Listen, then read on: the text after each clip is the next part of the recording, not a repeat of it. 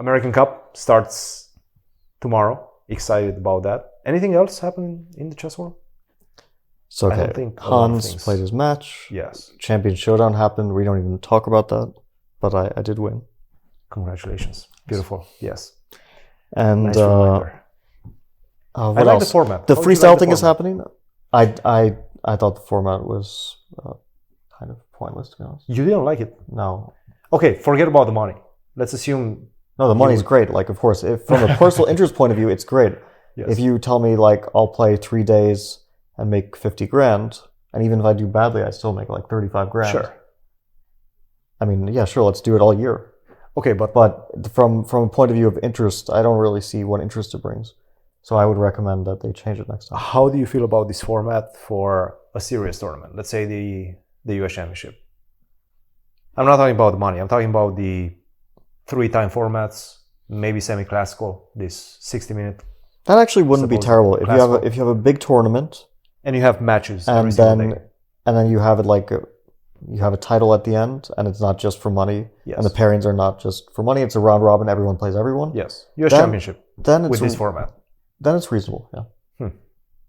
So you basically fight one person in rapid, in classical, and in blitz, semi-classical. But obviously they shouldn't be weighed the same.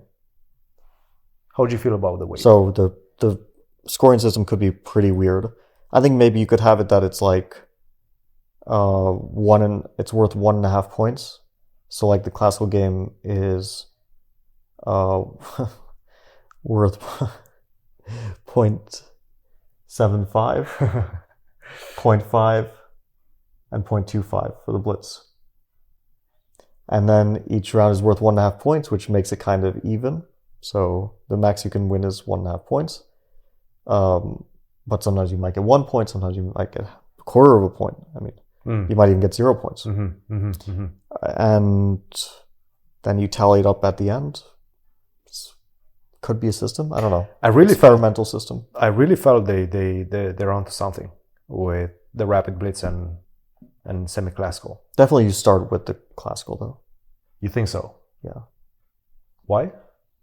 Because like you just enter there, you play a blitz game, and you're not warmed up for it. While if you play a full classical game, it's the normal procedure of events. Like you might play a classical and then have a tiebreak. So you kind of warm up. It's like a culmination. The faster it gets, faster and faster.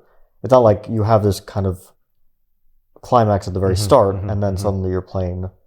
Now you're thinking for 40 minutes in the opening. But you have the most valuable game at the end. The one that's weighted the most. Either in way, terms they're all going to be. well, in this case, it was money. But let's say scoring. I don't see a reason to mess with a traditional round robin tournament, but it's not terrible.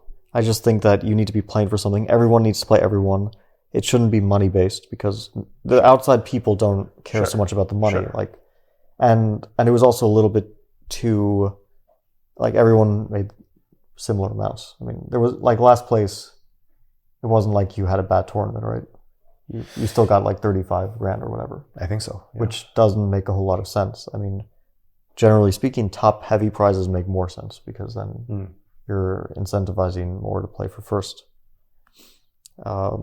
rather than not caring too much about it. Like I think people were a bit too relaxed. Also, not being rated, it causes people to care less. Of course. So semi-classical, the issue is that it's not rated. I don't feel necessarily that it impacted the level of play. Like everybody's super competitive. Everybody really wanted to win. I felt like based on the fact that there was no rating on the line and it was really skewed towards incentivizing the victories, especially in classical. I think in classical we've seen the most decisive results. But it could also be because people didn't care as much. Like, I mean, Hikaru, would he really play these openings? Like the one he played against me in classical, which he lost. He played B3, right? This B3 yeah, stuff. He's been playing this B3 stuff. Yeah, and rapid and stuff. But also he didn't want to, like I can tell you from most players' point of view, they didn't care too much. They didn't want to show their prep. Sure. That was for the most part. I mean, obviously people want to do well. Once they're playing, they're going to do their best.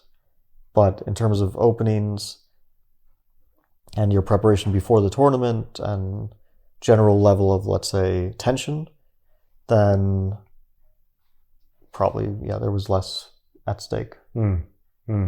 At least that was my feeling as well. I felt like there's not much at stake. It's an exhibition tournament. Yeah. But that's fine, of course. I would like to see this implemented in like an actual tournament. I think there are ways where you could do it. But you'd have to think about the format very closely for sure. The American Cup, I think, is a much more exciting format. It's double elimination. Elimination in general is good. Double elimination is interesting because even an accident, still, like if let's say the top player has just one bad day, it can be the end. But in double elimination, you still have a chance, which is nice. You can't say that it's unlucky, because even if you have one bad day, you're still in it theoretically.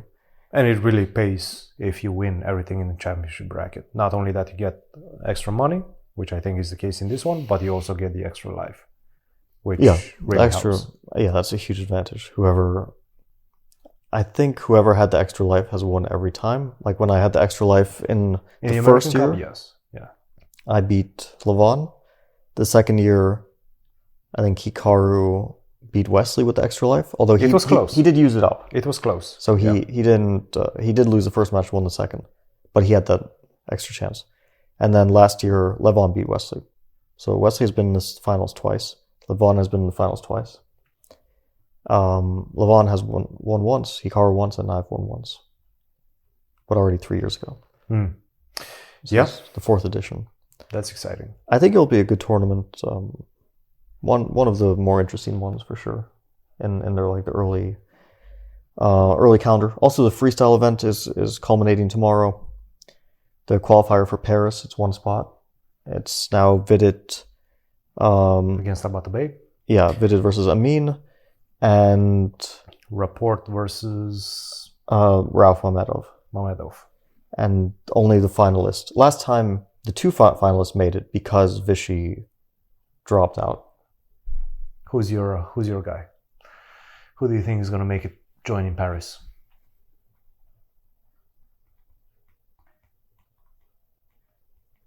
It's kind of tough. I'm kind of gonna I'll go with Richie. Okay. Richie is a solid pick. He was super lucky today against Mamedyarov. He was dead lost. Out of the opening, out of the first 5 moves, I think he was lost already. Yeah, but like in the end game, it was just a disaster. And then he somehow won a game, just a clean exchange down. And then the second game was, no contest. He cleaned up the second game. I'll take Tabatabey. He played really well. Started 7 out of 7, didn't he? Yeah, I think so. 7 out of 7, and draw and a loss. And then draw, loss, 7.5 qualified him. He beat Levon. He beat, and then he did well in the playoffs. Yeah, Lanier was doing well up to that point. But again, I'm gonna pick Tabatabey. I think he had a good first day. I think he definitely has a chance. I mean, all the guys for sure have some chance. I wasn't sure. I was thinking maybe Vidit or Rapport, but yeah, Rapport. I mean, Rapport when he's on form, he's extremely, extremely strong, and I think this time control is probably good for him. And I just feel like at his best, he's stronger than Vidit and definitely than the other guys as well. That's my general feeling, but of course it's a close knockout event. Anything can happen in 2 games. But it seems like you're still basing their strength on what they usually do or what their perceived strength is in classical. This is chess 960 freestyle. I don't think it makes such a difference. You don't consider it a completely different game. Not really, no. That's interesting. I think like the difference between online and offline is more than the difference between the normal setup of pieces and Fischer random setup. Wow. But anyway, I think it's going to be very close. And even though I pick him, I still wouldn't give him, I'd still maybe give him a 35% chance at most of making it. Because he has to play 2 matches. And to be honest, each match is pretty much like 50-50. So 35% is generous. It's just, I don't know. You know, last time the match between Fedoseev and Sindarov, the final match was very close. It came down to an Armageddon, but not only an Armageddon where they were just flagging each other at some point, and the position didn't even matter anymore. So you could, like, the Armageddons don't have increment at any point in the game, which means that you get to that point, it's just pure mass, just toss up. And anyway, I'll follow the tournament. I mean, I followed it today, so I'll follow the last match as well. We'll follow it together. That's it for today. That was an interesting experiment. I have to say, it's extremely difficult to talk We're also anything outside of terrible playing, at this game. and we're also pretty bad at it. But hopefully you guys enjoyed it. You guys can give us some tips on how to play better this game if you have Maybe we should get experience. We should get Hungry Box. What is Hungry Box? I told you he's a Smash player. Oh, Professional your Smash boy, player. your Team Liquid guy. Yeah. He also plays for Team Liquid. I think he's like been in Team Liquid for a long time. Well, there we have it. Yeah. Well, your official invitation to the C-Square podcast. Hungry Box. All right, we'll see if we get that lad on. Anyway, don't forget, like, subscribe, and follow the American Cup coming up shortly. I will be doing commentary with Yasser and Kachka. Katarina Nemtsova. Katerina Nemtsova. We've done that for Champion Showdown. Should be fun. Tune in. St. Louis Chess Club YouTube and Twitch and pretty much everywhere else. And maybe we'll do some recaps. We'll see. But anyway, thanks again. Hope you guys enjoyed it. And we'll see you next time. Cheers.